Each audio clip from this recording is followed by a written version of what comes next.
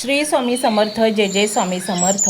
मंडळी, स्वामी समर्थ महाराज ही अशी एक शक्ती आहे जी आपल्याला पावलोपावली मदत करते.